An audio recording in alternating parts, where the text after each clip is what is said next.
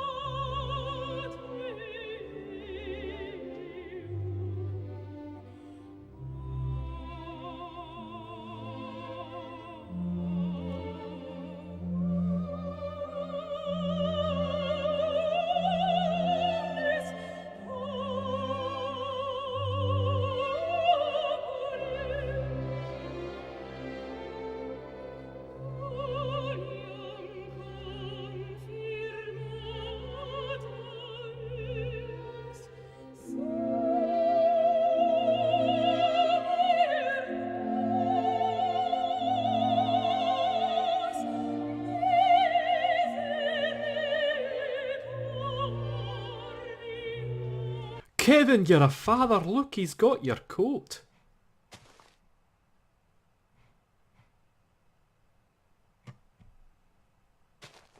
So I think the agenda for today's episode is I'm going to try and get these guys breeding. Can I set up a breeder with these three? And then also go and start on the pigman farm. If we come through the nether, another thing I did was I also found a nether fortress, and I dug a tunnel there, which will kind of be useful for a wither skeleton skull farm at a later point, which is just down this big long tunnel here. This is kind of a like 0 point of the nether is right about here. So if I, oh, wrong one, knock this out. Yeah, right about here. If I do the coordinates, yeah, we are pretty much on the 0, 0. Here's the 0, 0 right here. So this is the 0 point of the nether. I'm gonna create a big nether hub centered around this block, and then have like tunnels going off in all directions with piston bolts to you know, all the useful places and biomes on the map. So I think up here, yeah. So the pigman farm is going to begin up here. So that's one piece of bedrock thick, and above this is another minecart.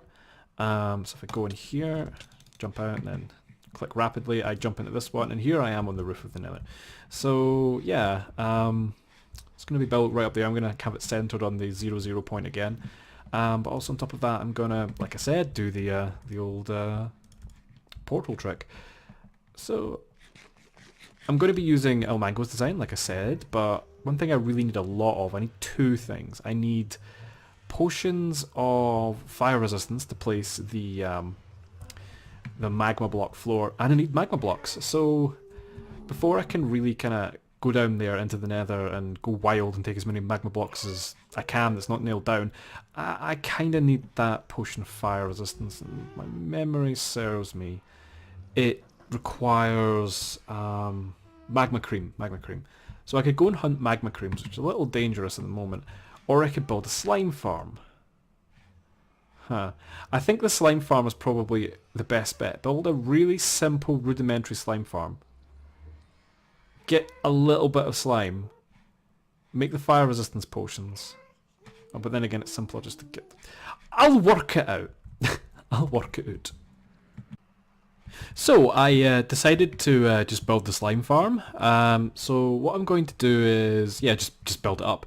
However, there's been a bit of a snag. So if I go into F3 and then G, which shows the chunk boundaries, there isn't really any viable spots. The only viable slime chunk is literally this one right here.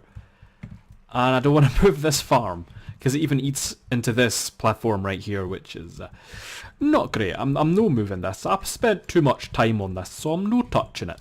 So that can live here. So the rest are like way, way, way over here, or in the ocean. Now, the ocean. It's quite early game, so I don't really have anything to, you know, like, un-ocean it, you know? I don't really... yeah, so that's kind of a problem. I've got nothing to drain it with, so I have to do it manually with sand, which is just a pain. But it's probably the best option because I've got kind of plans for what I want to do up here, and that's already been eaten. And I don't want to put it like miles away. I want it to be like reasonably close by to where I'm like, spending most of my time, which is just inside here. So the only other kind of viable option is like that chunk like here. I think roughly that. No, wait, no, this one. This chunk right here. So what I'm going to do is I'm going to go down there. I'm going to mark out the boundary, and then I'm going to flatten it off. And then what I'm going to do is I'm just going to dig it out underneath. It doesn't really work as well when there's like a ceiling, but you know it needs clear sky access. But I mean, yeah, it's the best I can really do. So it'll provide a really slow trickle of slime. It won't be the best by any measure, but it'll suffice for my purposes. And I mean, it's once I get down there and just dig out the area, I've got some TNT. Oh, I love TNT. I've got some TNT, so I'll just like explode out the area and then make sure it's all nice and neat and tidy. And then I can make it proper later. Maybe build like a small island around it, and then like maybe like a circle ring, and then just have like, you know, the proper access down, and you know, everything should be fine. But yeah, I'm gonna go and crack on with that and see what kind of chaos ensues.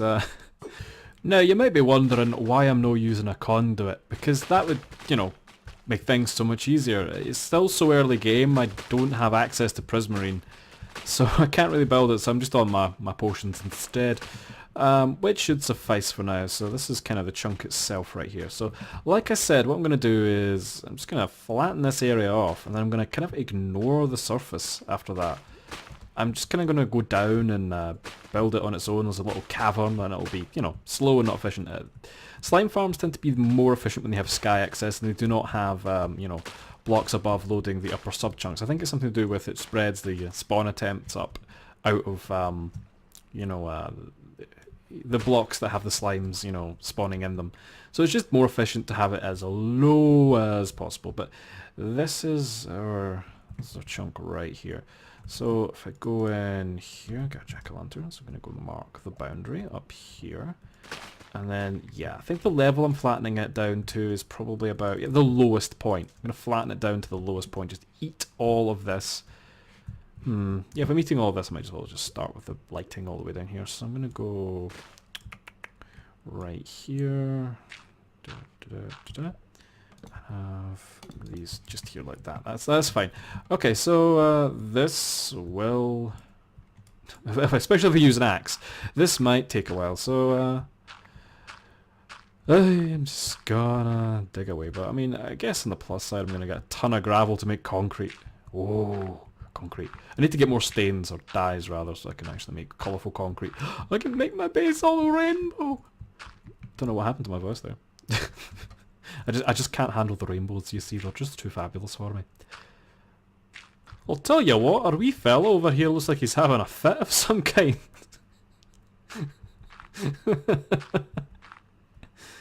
Oh, no, he's a... Oh. I've always found this view quite strange.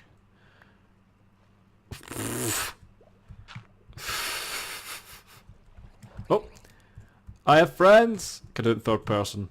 Oh, third person's horrible. I don't know what's happening. Okay, revert it back to normal. There we go. That's him tilt.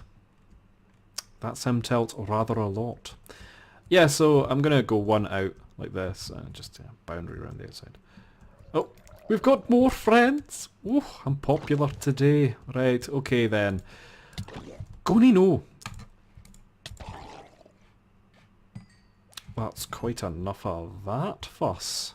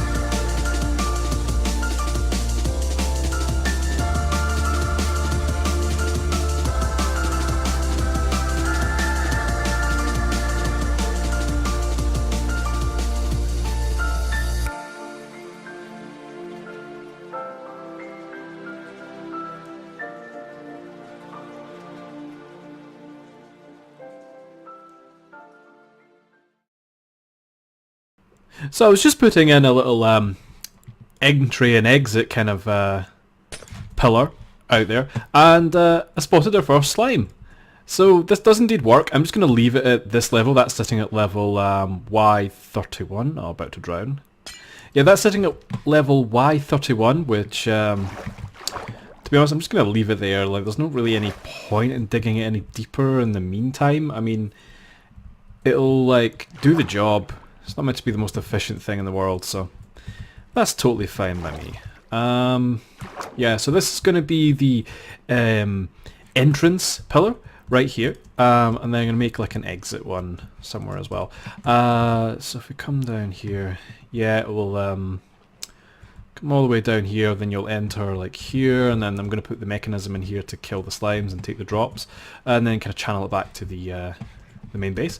So yeah, I think this is going pretty well. As you can see, I dug quite deep under here, and I put this big sort of blue glass kind of roof on top. So this will definitely serve my purposes. So yeah, I think I'm just going to crack on with finishing up this, and I'll report back once I have it working.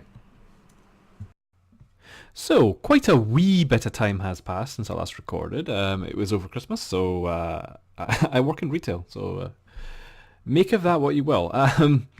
The slime farm is working perfectly. It's really slow, but it's all good. I did a few little things kind of like over this kind of like gap. Because I just kind of just wanted to, you know, on my free time, I was way too tired to actually record, and I just kind of wanted to enjoy the game. So the things I've done over Christmas is, first of all, I set up some villager breeding over here. So I got all the villagers to, you know, breed after I moved them. So it's all good. So yeah, they're just in there. This thing breed infinitely. I think this design was from Gembon, I think is how you pronounce it. Kind of thinking about this design as well for the old tree farm. But the biggest thing is I decided, well, I needed tons of glass for the gold farm, and I needed a big smelter for that, and I don't have the iron, so I decided to build an iron farm instead. So yeah, I started building this thing. So I've built the old spawn floors, as you can see, and I'm just kind of in the process of putting in the platforms that will have the doors and everything.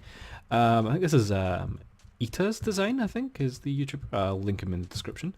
So yeah, it requires 25 villagers, which are all set aside in here. I doubly made sure none of them have any trades that I'm particularly interested in.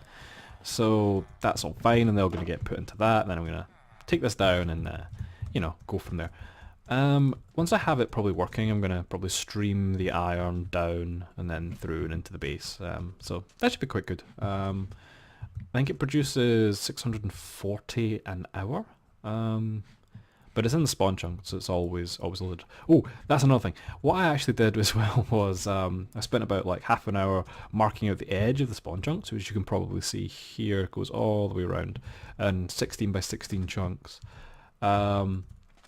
This is within kind of like 6 chunks of the world kind of center, which is right here, or spawn chunk center, which is right here.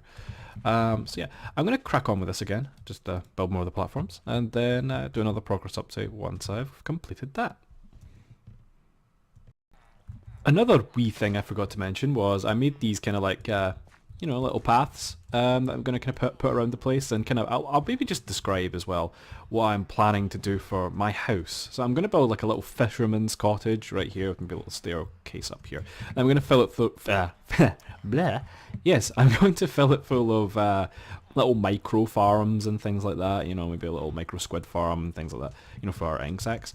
But I mean, of course it'll be disgustingly inefficient with all this water nearby, but it's not meant to be efficient. It's just all my starter stuff is not meant to be efficient. I will probably, once I get more into the game, go for, you know, just insane efficiency and gigantic mega farms, but right now just having a little trickle of, you know, everything's fine. Also, this villager breeder can't stay here because it's infinite. It will just keep going. It's not going to stop. I think it might reach kind of a roof when you know, just the carrots and stuff. I think that's kind of like the main sort of contributing, you know, limiting factor rather, is the speed at which they grow. But yeah, it will technically go forever. So what I'm thinking of doing is later on moving all of these villagers to a different kind of place on the map that's unloaded and having the villager spawner maybe over... Hold on. Go away. There we go. He had quite a fabulous sequin dress there. It was beautiful. Anyway, yeah, I'm thinking of putting them above an end portal so that I can sort of, bring them here and then take them other places on the map as quickly and easily as possible, for later on if they're ever required.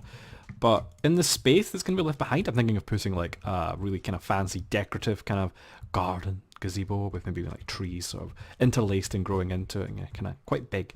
And then inside the dome of the gazebo, I'm going to put some little wheat farms that I'm going to use to power a cow farm beneath it so that I can get lots of leather for other kind of various things. So that's going to go directly beneath. I think I'll probably have like a stairway in the middle, yeah, but here, going all the way down into like a storage area beneath the gazebo where you collect all the wheat and stuff, and then have the cow farm down there.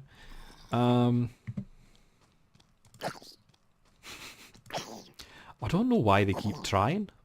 Oh, some gold booties. Oh, fire protection. Oh, those are hot stuff. Anyway, I think I should probably get back to actually doing something useful. So another thing I'm going to attempt to do is I'm going to attempt to try and build this and kind of just like record it while I do it, for certain parts.